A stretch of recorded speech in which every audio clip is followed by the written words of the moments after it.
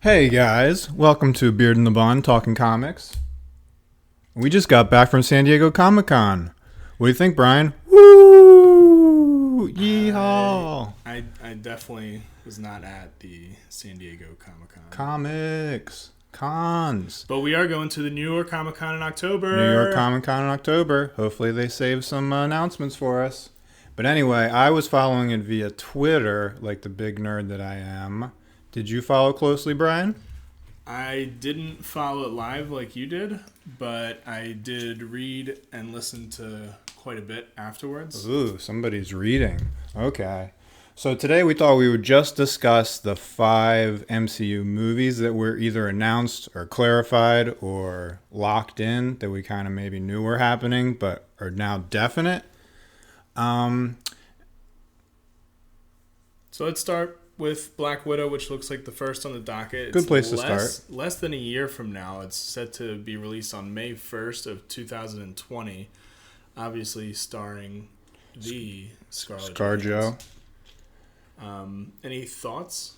Well, I assumed that this was a prequel because, spoiler alert, she died in Endgame. She did. Giving her life for Hawkeye, big mistake. But I think we found out that specifically the movie takes place after Civil War and that time period before Infinity War, before all the other fun stuff when it got real serious.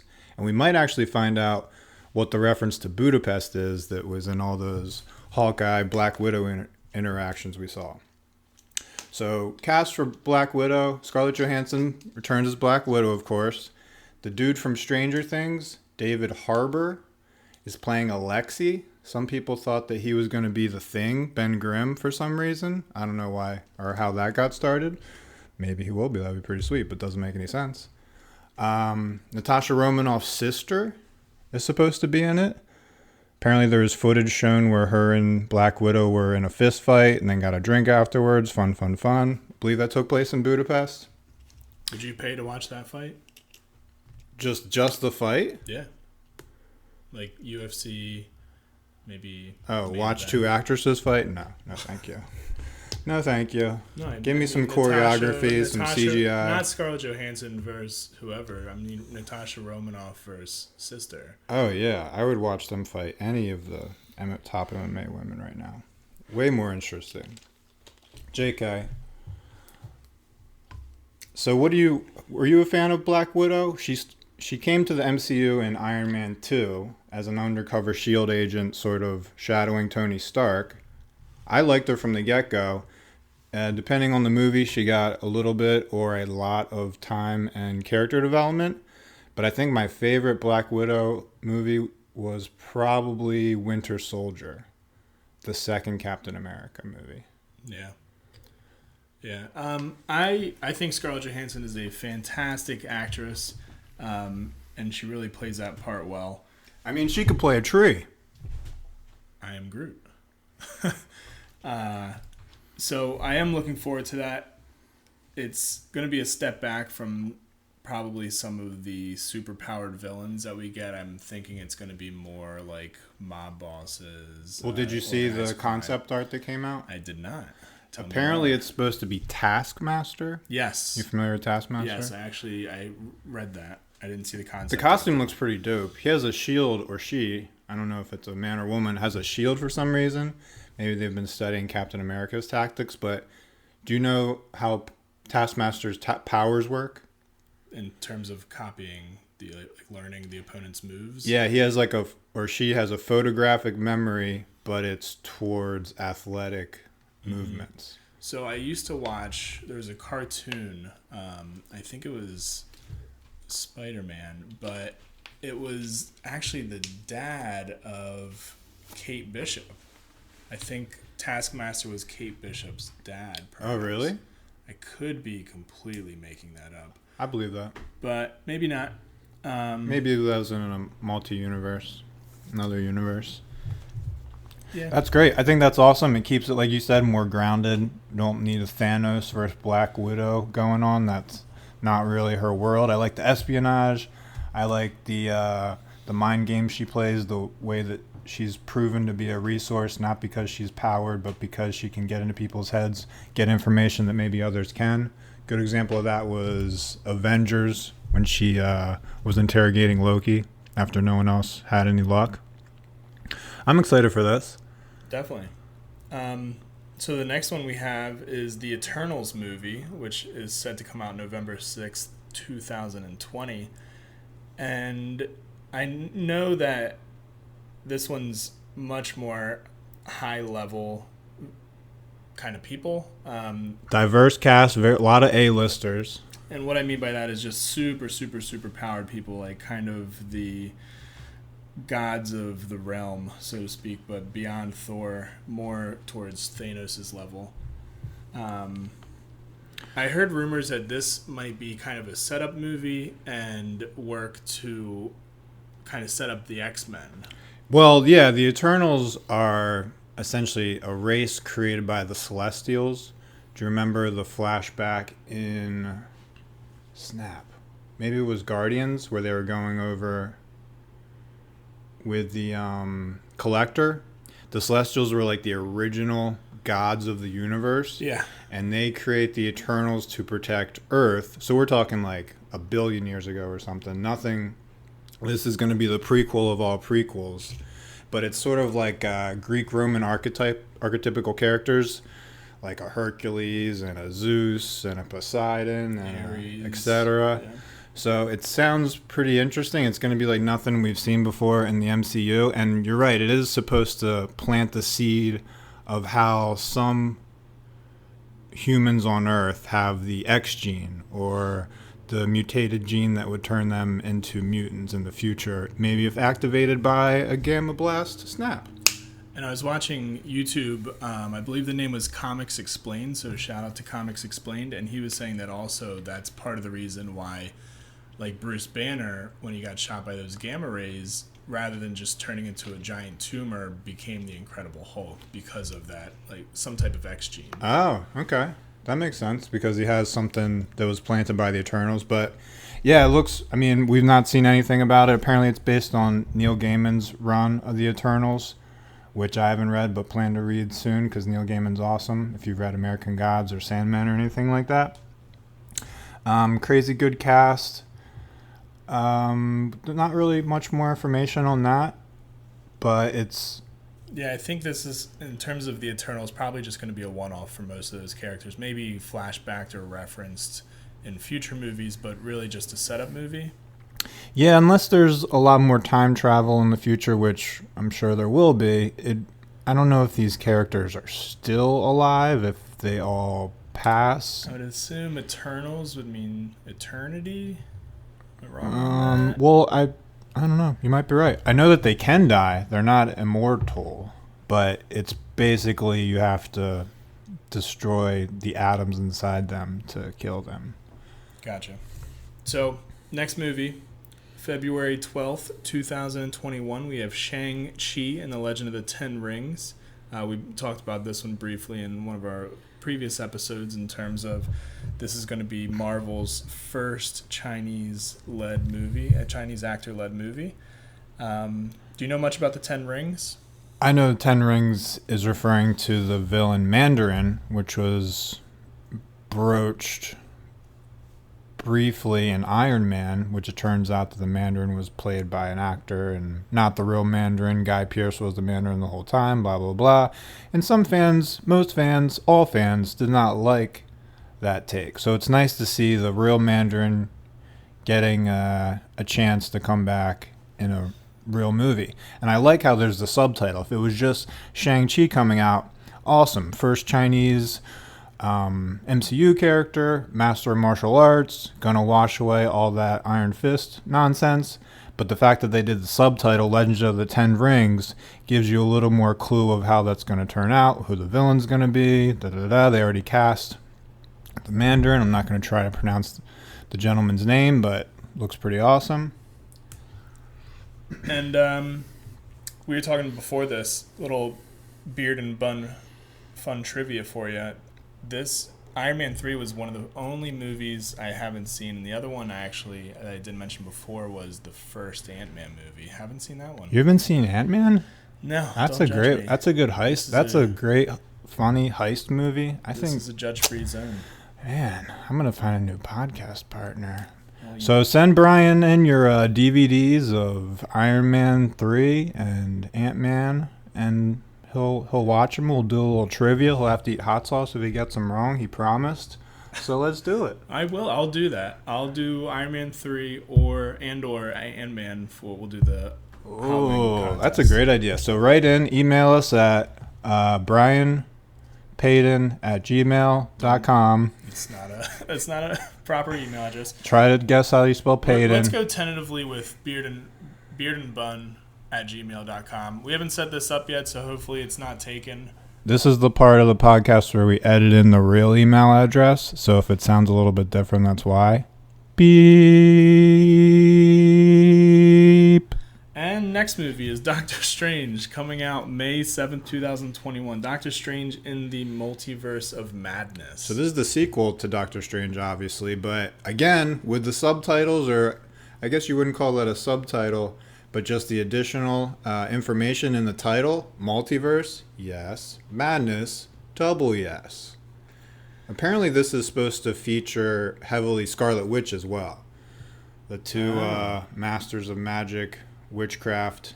And we're not getting into the Disney Plus TV shows, but May 7th is a Doctor Strange release, 2021, and WandaVision on the Disney Plus is supposed to premiere in spring 2021. So just probably a little bit before Doctor Strange. So hopefully we get a little bit more insight to Wanda before that Doctor Strange movie, so they don't have to go into a whole lot of background with her. And what's sweet is, she's been in a lot of movies. We know Wanda. She's gonna be all bummed out because Vision died. But what's sweet is, unlike the Netflix Marvel series or even, I guess Agent of S.H.I.E.L.'s connected. I never really watched that show. But these are actually going to directly connect with the movies, these Disney Plus TV shows. It's not going to be a separate world where they're not mentioning each other, or there's going to be characters that show up that would never be in the movies. Apparently these are strongly going to connect, and the Disney Plus series are going to be like mini movies, like a Game of Thrones or a whatever you like to watch. It's kind of just Preacher. a way to get for Disney to force people out of their 2 to 18 age range that would normally want to subscribe to their princess movies to really sign on and get that subscription. Oh yeah, all Marvel stuff is popping off Netflix and gonna be on Disney Plus and Hulu. So if you want to go back and watch Iron Man 1, Infinity War, Civil War, Winter Soldier, it's all gonna be on Disney Plus. Netflix, see you later. But let's get back to Doctor Strange. Any thoughts on who the big bad's gonna be? They announced it. It's a villain called Nightmare, which is pretty on the nose. That was going to be the WandaVision one. Oh no, is that Doctor Strange? Okay. So that would be Doctor Strange. He's a Doctor Strange villain, and honestly, I don't know a ton about this character, but it doesn't sound very nice, unlike the character Dream I just made up.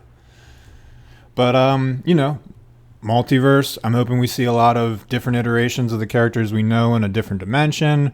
I'm hoping maybe we see Doctor Strange maybe lose his powers at time and has to use more of his skills, because honestly, he's getting a little arrogant. He's getting a little into himself like he did before he had his powers, so maybe it'd be nice to kick him down a peg or two. Maybe see a little more of his brain and less, I'll just snap my fingers and you're a frog now. But whatever, it's going to be a visual spectacular masterpiece, and apparently this is the MCU's first straight up horror movie.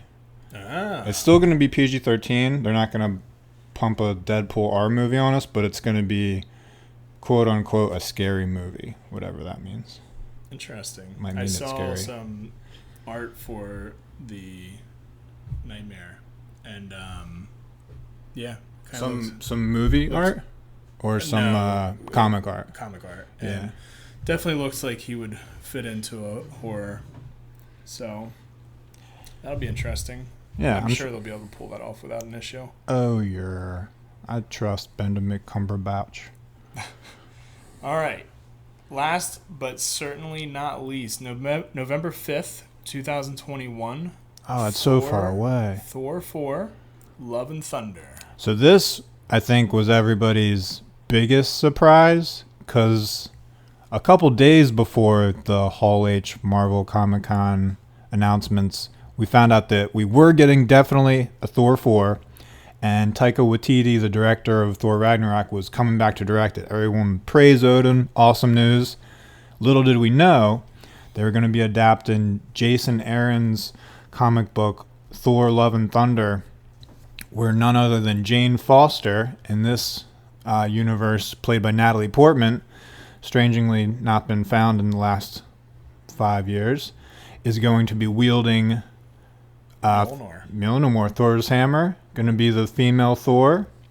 In the comics, I've never read it, but apparently it's to battle some sort of disease she has, like maybe a cancer that it holds back when she has the powers of Thor.